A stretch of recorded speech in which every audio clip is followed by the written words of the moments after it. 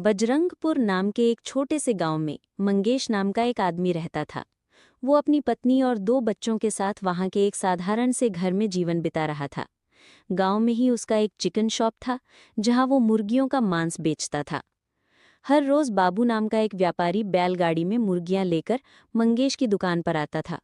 लेकिन एक दिन बाबू ने मंगेश से नाराज होकर कहा, जब भी मैं तेरी दुकान पर आता हूँ मेरा मन दुखी हो जाता है। तू हमेशा बीमार और मरी हुई मुर्गियां सस्ते दाम पर मुझसे खरीदता है।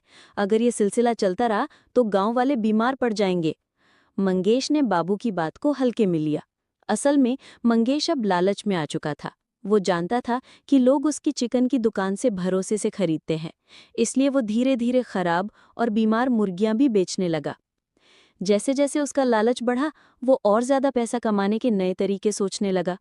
एक रात मंगेश अचानक हड़बड़ाते हुए उठकर घर से बाहर चला गया। उसकी पत्नी ने सोचा, इतनी रात को ये कहाँ जा रहा है। मंगेश अपने स्कूटर पर चुपके से गांव के पास एक पोल्ट्री फार्म, जहां मुर्गियां पाली जाती थीं, पहुंचा। फिर वो धीरे से अंदर घुस गया और वहां से कुछ मुर्गियां चुराकर अपने स्कूटर में डालकर घर लौट आया।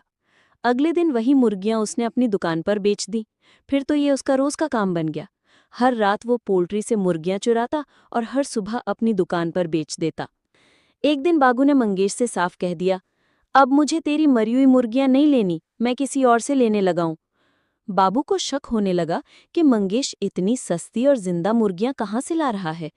उधर पोल्ट्री का मालिक भी परेशान था कि रोज रोज मुर्गियां कम कैसे हो रही हैं। उसने अपने कर्मचारियों से पूछताछ की, पर कुछ समझ नहीं आया। एक दिन उसका छोटा बेटा पोल्ट्री में खेलने गया।